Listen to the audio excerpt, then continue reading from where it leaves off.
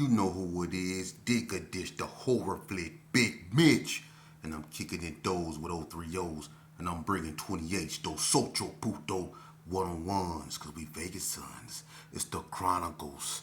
You know what it is. Big man with it. Bolo Yang with it. Y'all can't hang with it. Still on them things with it. You want to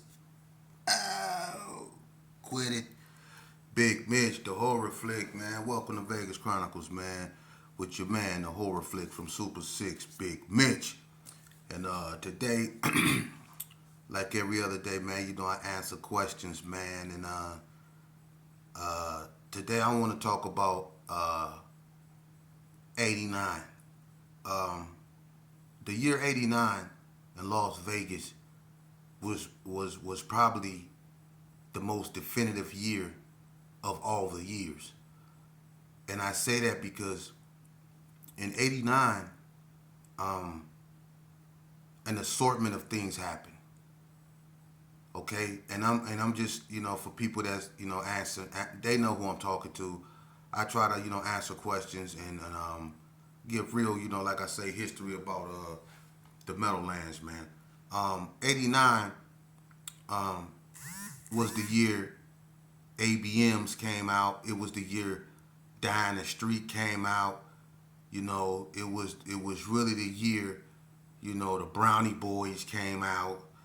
It was really the year, 40 Block came out.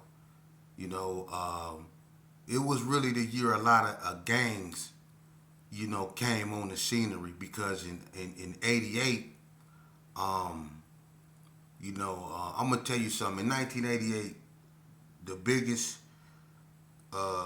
incident of 1988, L got killed in 86 in December. So you had all of 87 of Warren, people getting shot, nobody really getting killed, and then it was a string of events that happened. The Gershons really started. We was tripping, and one of the major incidents that happened was when Boo Rock got shot. See, if you was really banging back then, people remember when Boo Rock got shot. You know what I'm saying? We ain't no need to even speak on that, but Boo Rock got popped. You know what I'm saying? And then Spoonie and Seaweed shot up, West Coast, but it was some undercover police dressed as Bloods out there. That was, I don't know if it was some type of sting they was doing or whatever, but I guess they was acting like they had on blood attire, and I don't understand how people could, you couldn't tell them was white boys, but they had on, they was the first ones in Vegas to use blackface. You know what I'm saying? The police had on blackface and had on shirts they confiscated from Bloods that had, the blood, insignias and stuff. They had on those red shirts and stuff like that and was in blackface out there running up to cars, asking them if they was looking and stuff like that. I think off there over there on Mac Williams. And they ran up on Weed them, and that's how Weed and Spoonie went to the joint, because they gave it to them. They gave it to them, you know what I'm saying? So what I mean by, that was in 1988. Okay? See, things was really intensifying. Donna was really coming on the scene. They was really making a splash. But see, what happened was, like after Boo Boo got killed in 89, all hell broke loose.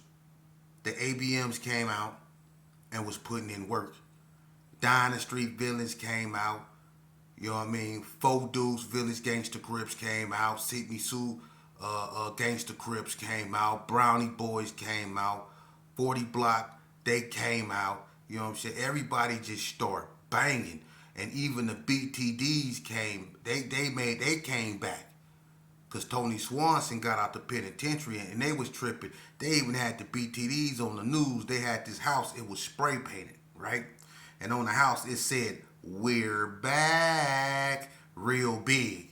The BTDs came back, and that was Trigger Man, Pretty Boy, Blue Brains, Stevie James, Maurice Swanson, Tony Swanson.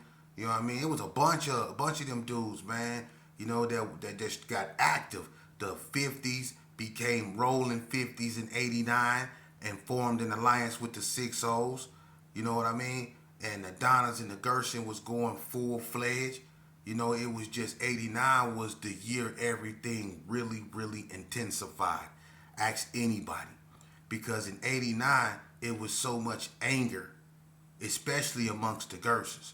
Because it seemed like, like I say, when L got killed, after L, it was like Fuji died. That was in house and it was an accident, but he still died. And Fuji was really loved. He was one of the little shorter homies. Loved to fight. Him and Trip Mac kept them boxing gloves on. Him and Trip Mac stayed fighting.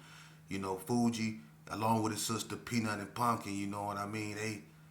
He was really loved. And he lost his life. And Tim, Tim in '88 from Vegas Heights, he was a known cat. He lost his life. And then we get into the '89s, man, and it started getting bad. Anna Lou, Anna Lou died. That was, I ain't gonna get into that, but she was a loved member of the Gershon. The Gershons just started, taking a lot of losses. And in '89, things were just, really turned up. And then, Tricky T got killed. You know what I mean? That was in '89. And when Tricky T got killed in '89, that really hurt the K9s, really the Gershons and the K9s. You know what I mean? It really hurt them. That Tricky T was a beloved member, and he just came back from out of town. He just came back and got killed. So in '89, things really just started happening, man. For real. My cousin, Ricky Allen, he got killed in '89. '89 was the year people started really dying, man. It intensified bad. It intensified bad because after that, we lost Sonny. See? When Sonny died, and it just wouldn't stop because John Holloway died. It just kept happening. Then Richie Rich died. It just got out of hand, man. '89 was the year it just got bloody. And as it went on, it wasn't just the Gershons that was losing, and the Gershons was losing a lot. People was dying, man. A lot of people started dying. The Parus lost Shamik. Poncho got killed. Jesse Bright. The White Streets lost Jesse Bright. It just started being just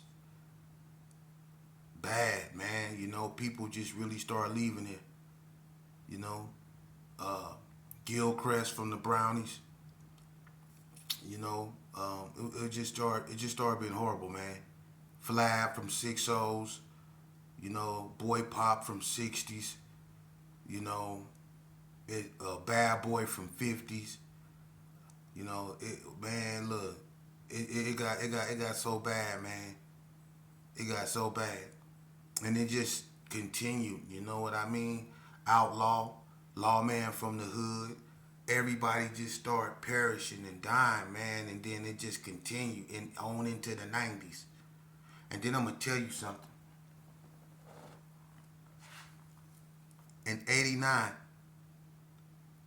after another one of the defining moments was when QB got killed from 6-0, Shaky. See, Shaky got killed. Now the 6-0s is mad. So now the Donna's mad. The Gershons been mad. The Gershons was mad first. The Donna's mad. Kenny Wayne ended up getting killed from BTD. The BTD's tripping. Everybody tripping. Everybody mad. The brownies mad. Everybody mad. And with that anger, that's when things just start just spiraling out of control. And then I'm gonna tell you something that came back in '89. It was here before '89 because I was on it. I was on it in '87. I just was hiding doing it. But that Sherm,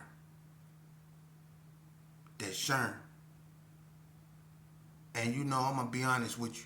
I ain't no need to put. Did nobody never put no gun to my head and make me take nothing? Did nobody ever force me? It don't matter my age. Yeah, I was a baby. And hearing what my daddy used to do, smoke, they called it angel dust, a lovelies back then. We called it units out here, but a loot or water. But anyway, or never mind. But anyway, I ain't gonna even put no names out there. When I first got my first stick, right?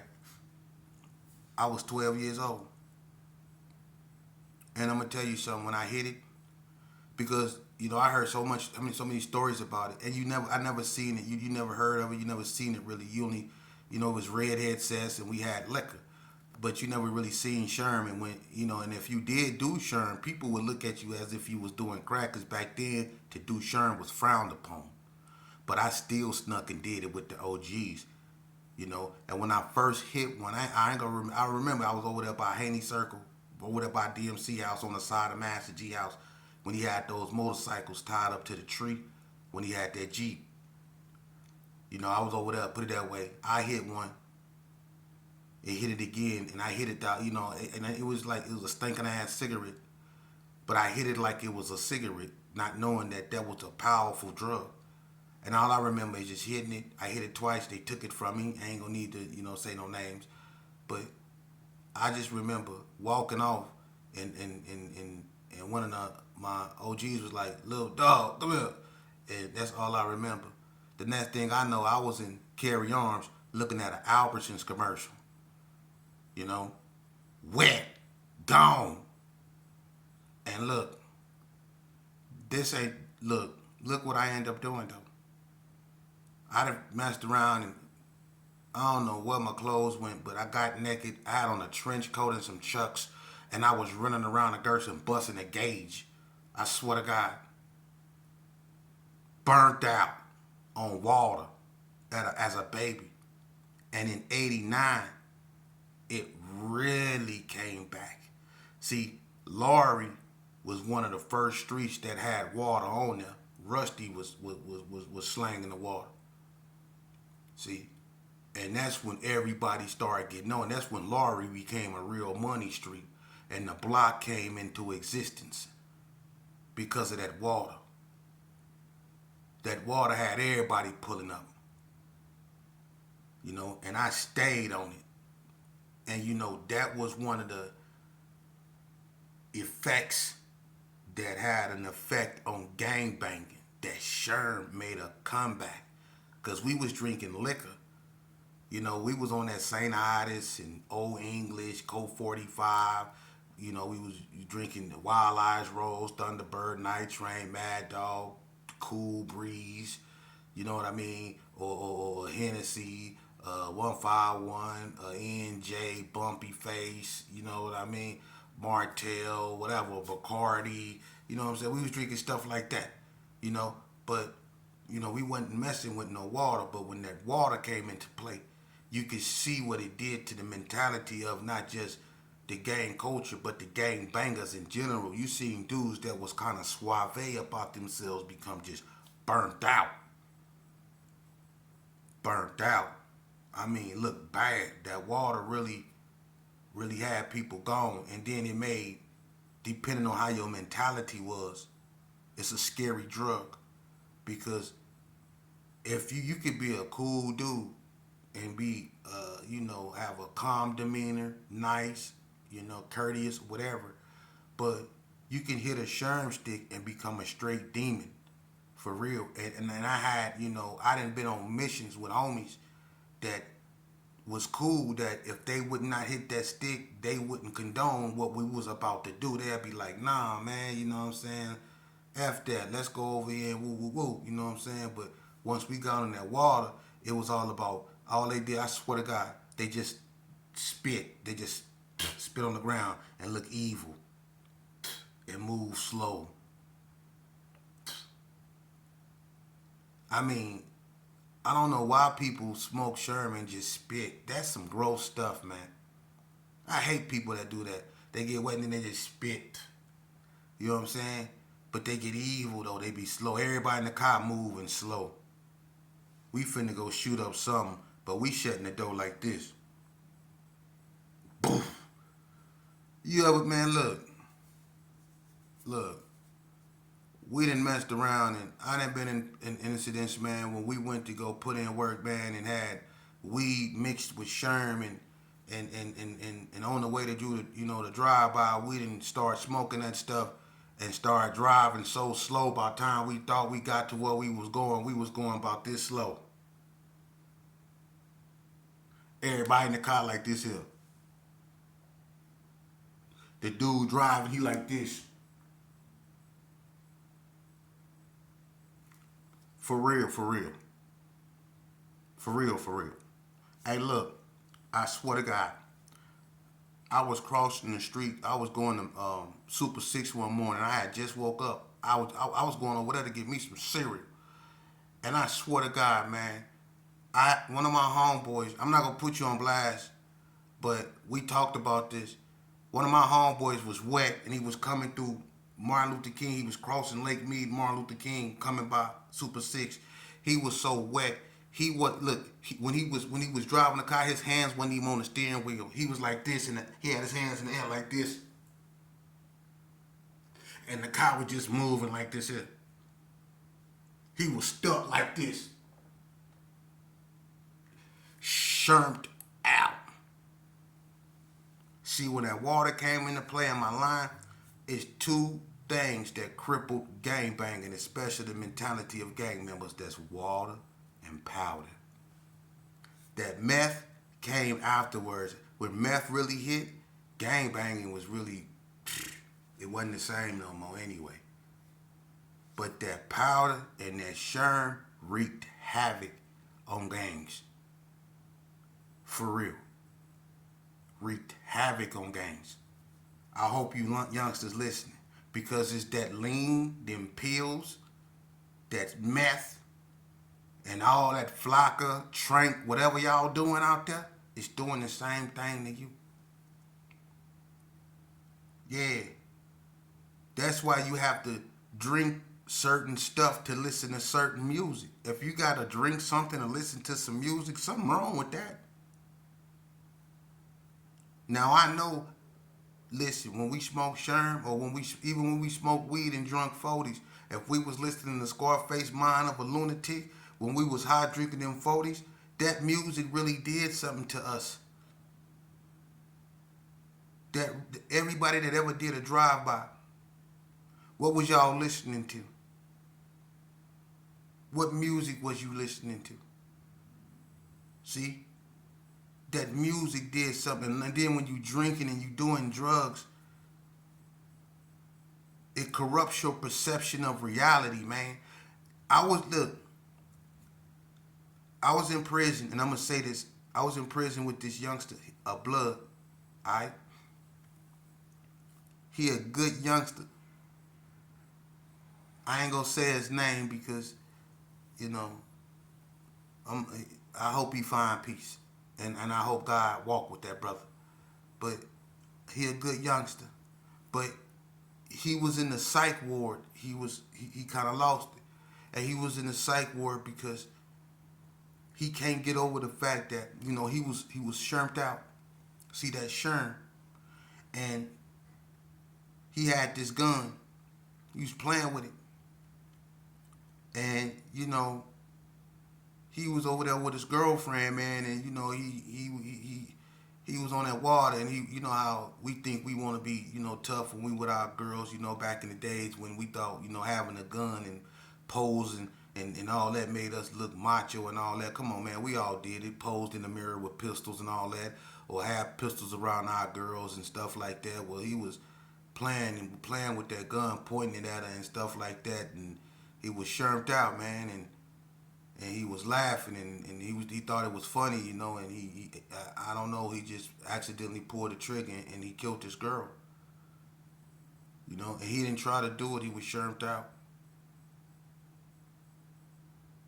And you'll be amazed at how many people that didn't had that type of incident happen to them where they didn't done something that they didn't realize they done because they was wet. I was in jail with dudes like that, man. That Sherman's a powerful drug, just like powder, and it destroyed, you know, gangs and gang culture, you know, because it destroyed the thinking.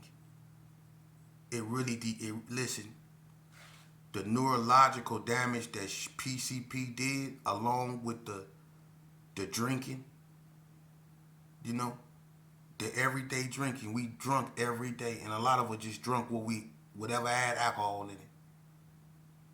And the ones that smoked that Sherm, we smoked water wherever we had it, whoever had it, fired up, put it in there. We smoked that on a daily basis.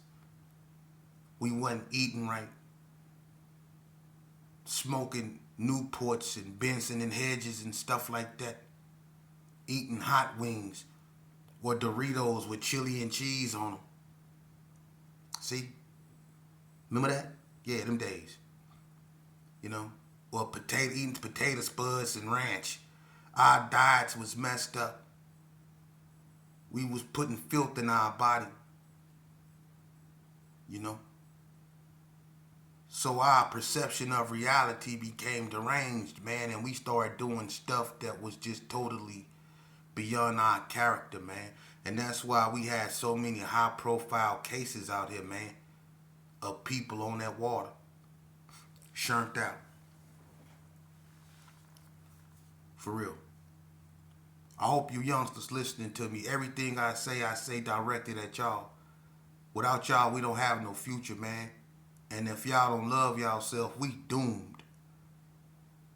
If we just sit back and say, well, we can't stop these youngsters from doing what they doing because, man, could nobody stop us from doing what we was doing. Okay, so basically you saying since we had to learn the hard way, they got to learn the hard way too. I thought it was we learn the hard way so they don't have to learn the hard way. I thought that's how that went. I thought people learned history so it wouldn't repeat itself. Ain't that the slogan? So my thing is, why ain't enough OGs coming forward? Because a lot of y'all got stories to tell. You know? Y'all was really out there in the 80s, from 85, 84, 83, on up to the 2000s. All them losses that everybody took.